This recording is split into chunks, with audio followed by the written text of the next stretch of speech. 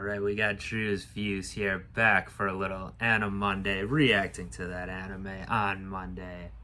And today, we're back with a little Revolutionary Girl Utena episode 19 already. Wow. Did you ever think we'd get all the way to 19, Eric? Yeah, because I knew how many episodes this show had. Yeah. I am not surprised. Okay, you had confidence that we would make it about halfway. At least halfway, I figured. Are you surprised with the shape the show is taking and the anime is taking so far through the 18 episodes we've seen? A little bit. It feels slow. Yeah, it's different. Well, we did go in thinking that it was going to be similar in vein to Neon Genesis Evangelion, and I think we even got a comment recently. It wasn't on the last video. Yeah, where they were saying like, I'm glad you're like not reading it like Eva anymore. Yeah, something like that. So it looks like we saw the same comment there. So I guess that's the person's implying that it's not. I mean, is there any? Why was that the impression? Like, is there? I guess thematically, there's some things about identity, sense of self, and things like that still, and that's also present. I truly can't remember. Just on Sync Ratio's Evangelion podcast that I listened to, I remember that they brought Utena up, and I like filed it away. I was like, well, that's one that I might watch. But you don't remember no. what it is. I don't remember what context they brought this up in. No. Plot line wise, it's not really very similar. I agree. And it doesn't even have the same like batshit anime pacing. So I don't know, like, I don't know, like, if it was themes or something. I got nothing. At this point, I gotta believe that it is, yeah. And Eva was confusing to an extent about what was going on, but like it was like there was stuff pretty literally happening with the world there, right? Where this is still kind of hard to figure out with the duels and everything. End of world, all that. But yeah, last time we had the Thorns of Death. Oh well, actually no. So I have I'm in the situation now where last time we had Impatience of Mitsuru, I believe was the name of that episode, something like that. 2 times ago we had the Thorns of Death, but that's the most recent episode up that we have comments on right now as of this recording. So yeah, they both had to do with the Black Rose guys still getting in there. We're in kind of a holding pattern too. Like they gave us like, I feel like 30% of the information we need, and then we keep getting Black Rose episodes and keep not getting new information. So like it's just like they're the monster of the week now. Yeah, and they're ending the same way essentially. Other than like we get more information about the, as you call it, monster of the week, that person and their backstory we're getting. And we're getting some backstory that ties in with the person that they're pulling the sword out of too, or like Nanami last time, Jerry 2 times ago, Mickey, etc. But in terms of what's literally happening, it's the same. Utena just beats them easily, and then the body gets thrown in the fire by the guy, and like, all right, back to the drawing board. Right. Same plan. With that being said, though, so I wanted to see this one comment because it said something I didn't realize, I guess. So, okay. Devin Wilson, no relation, I don't believe, but had commented on the most recent video up right now, the Ajuri one. Memorial Hall is pretty much as it's presented so far, a research building headed by Mikaj, and then it says, so that's the guy's name, and it says in parentheses, Mr. Pink-Haired Professor. His seminars are advertised to students and done in the form of confessional therapy sessions. Thus, his exploitation of these characters' strong emotions. It hopes that everyone involved certainly listening and get off their chest, lol. Now, the part that I zoned in on this comment, though, was that, so they're confirming kind of what we were saying, even though it wasn't explicitly said on the show, but that's what we took. But the part I didn't realize, I guess, was that this guy's actually a professor, not a fellow student or kid, which was what I thought.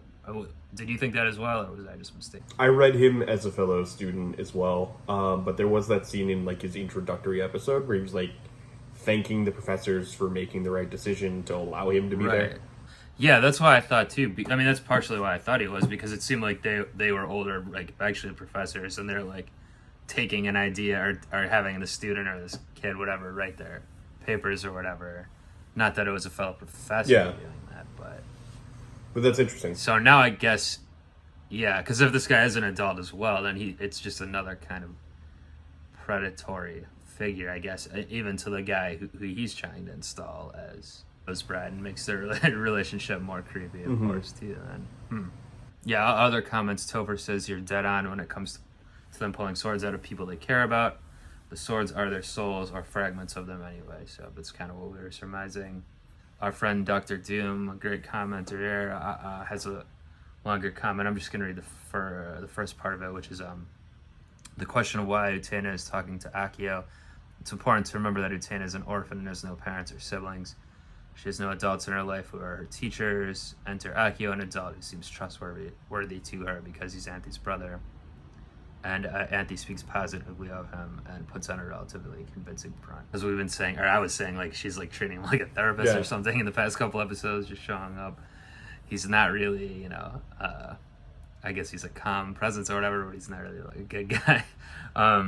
But yeah, she's not good at judging characters. So, as we saw 2 episodes ago, for sure.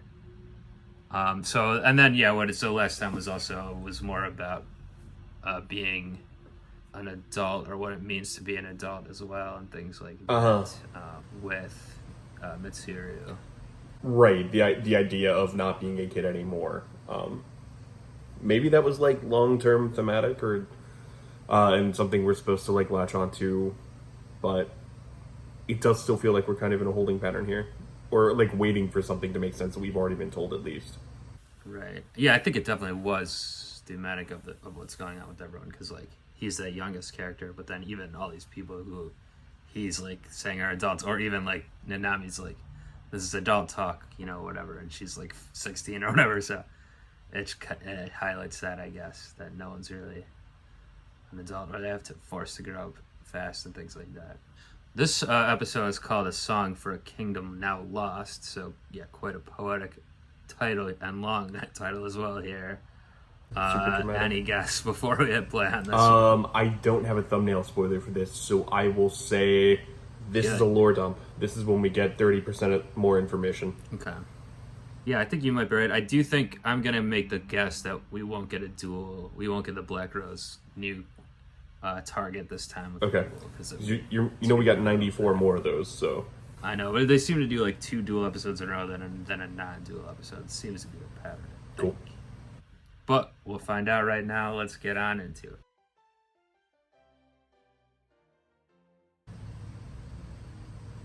Okay. So that's the castle that's upside down.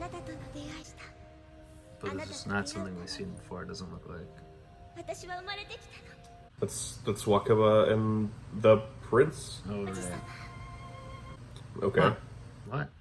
Is that a dream? Who can tell with this show?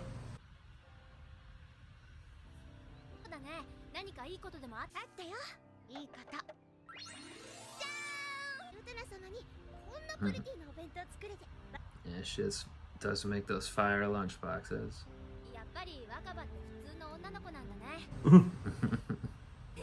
Well, you don't know too many normal people, Utena.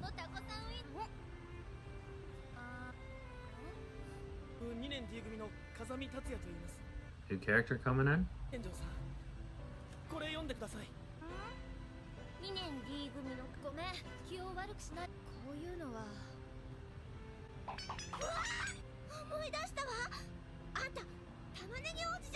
The Onion Prince.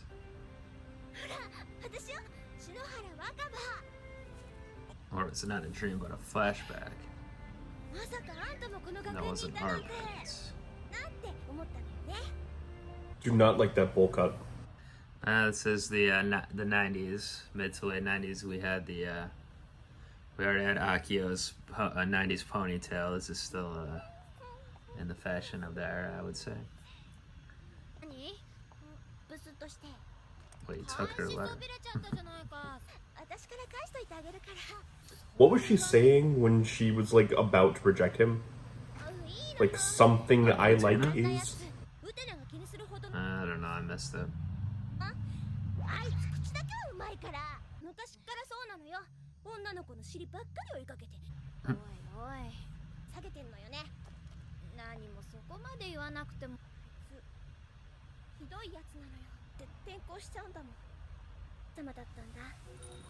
Or is the black girl somehow gonna get a hold of Wakaba now and have her pull a sword from Onion Head Man here? Okay, if you were kids, he wasn't really your boyfriend. That's not how that works. Huh? 昔の話だけどね。まあね。何よとか感じちゃってるんじゃないの? Yeah, I'm used to... I don't know if that was something, like, important or if it's just something artistic, but I'm used to streetlights turning off after you pass under them. Because horror movies... No, she's not into dudes. かぼちゃ王子とか変な話するから。王子だよ。いいよ、そんなの。よくないよ。では、大切なことだもん。では、どうでもいいこと、大切な思い出だから。もう一度だけ紹介してくれよ。Well, now... そこまで言うのなら、紹介してあげ。 No goddamn self-respect. 紹介するだけよ。ミッキー、明日の。 They're not saying it anymore. Oh, yeah. Have they said it since Toga I think not. went down? And is Nanami here gonna tell them that she also befell their fate last episode? うるさいわね。本当に好きだって思う気持ちはたった一つなのよ。お兄様。ラボハゼ同然ってやつですか。に好きだって思いは一つかというのを簡単に変え君たちも。 That's a good point, Juri. But you can't. Does Juri experience a little bit of growth here? I think maybe. No, I think she's saying just like, me too, but in a cool way because she's the coolest. Well, I agree, but I think that's even growth from Oh, not being bitter about it. I guess, you know. Instead of just attacking them with swords. Yeah. All right. Okay, they're I both don't- here this time. I don't trust this man. 再会したんです。お互い素直になれないところもあったんです。彼のことなんじゃないかな。僕の話ばかりで。 Why was it a wonderful story? Also. Couldn't tell you.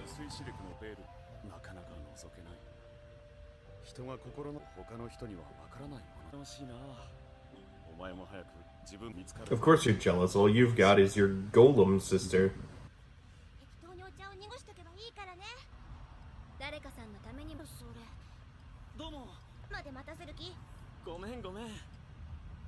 ああ、 It's 紹介す Choo-Choo. るよ。 Uh, 姫宮アンシ oh, her. どうも。はじめまして。チュチュです。 You're goddamn right it is. 風見達也です。よろしくね、チュチュ。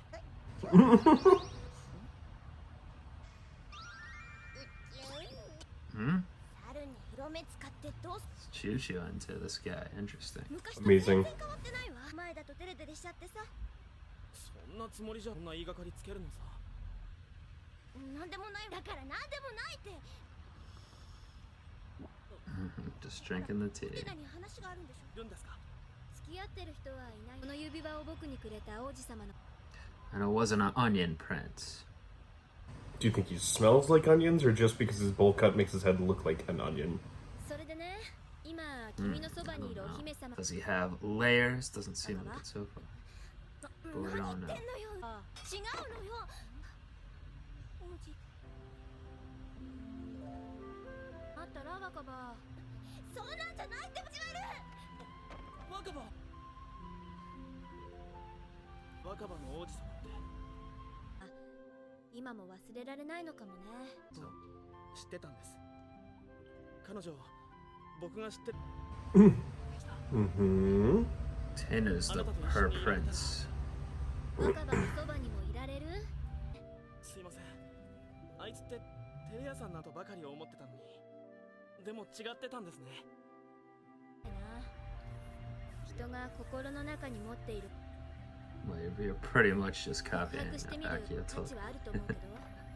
Yeah, it's a little bit of a convoluted plan. Yeah, I was gonna say, that's a long way to walk to ask out a girl you already know. いや、恋愛なんてなるようにしかなりません。あちゃ。 Utena.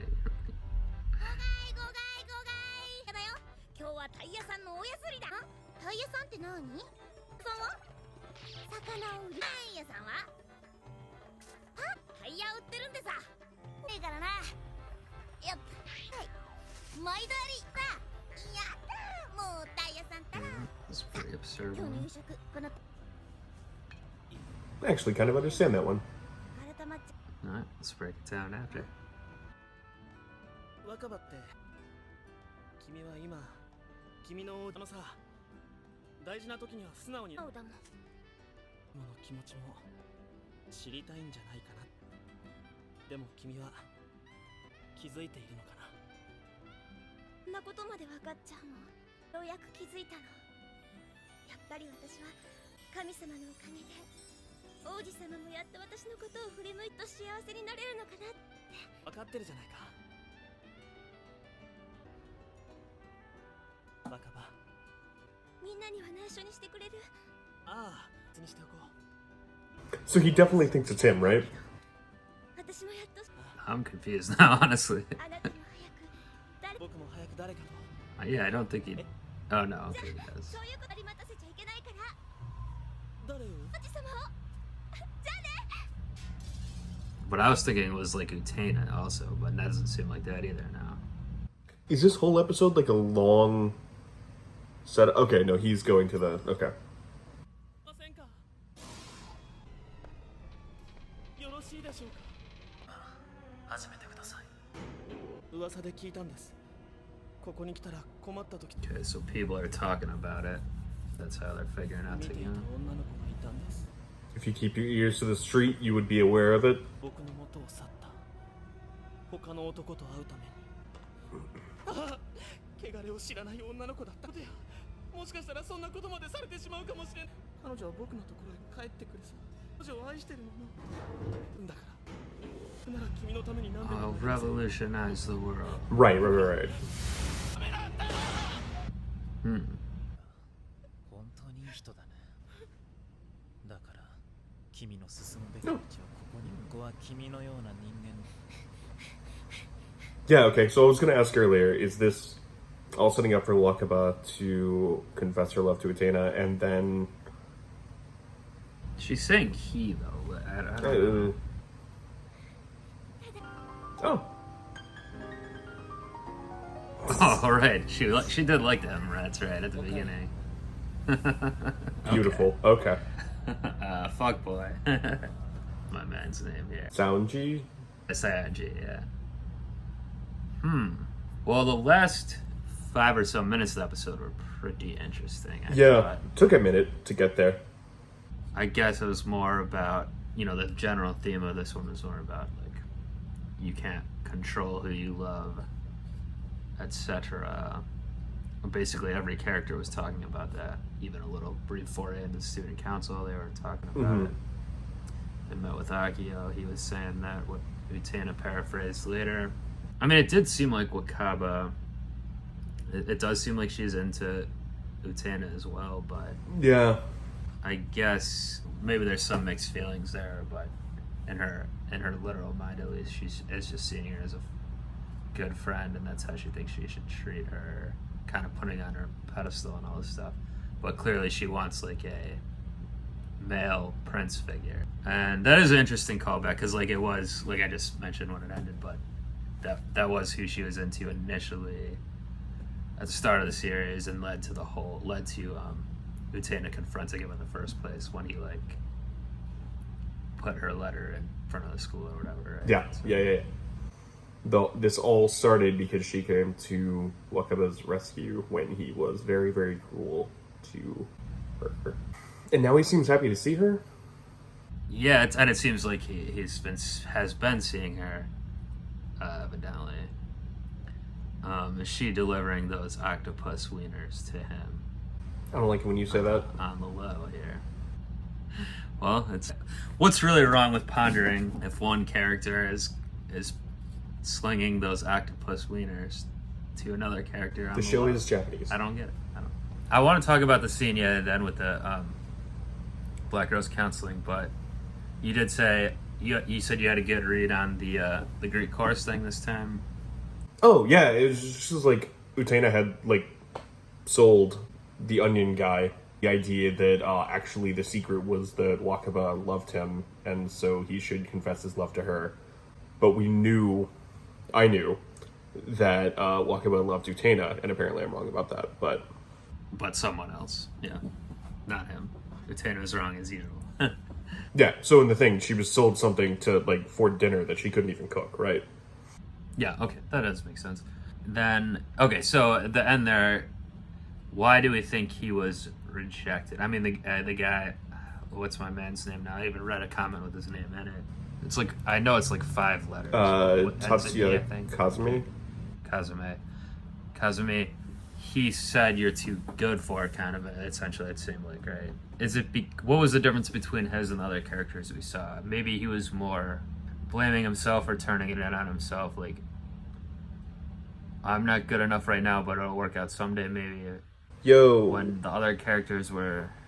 He's like the only one who's been in that room and hasn't turned his specific problem on, like, the most convenient person who's always Utena.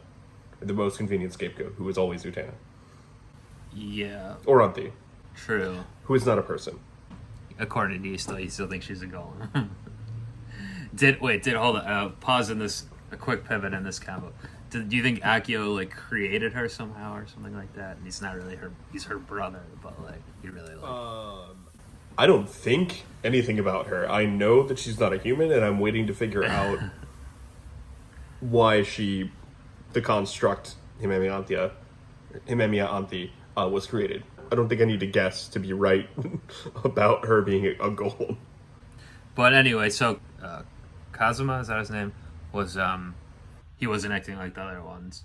Because, yeah, they were trying to scapegoat, but also I feel like they were all, like, getting angry, too, kind of, and, like, trying to, like, force their way into, like, having the other person love them. Or I guess with, like, Mitsuru, he was, like, trying to force his way into being an adult. Or they were all coming with, like, if that. I can't have you, no one will energy, right?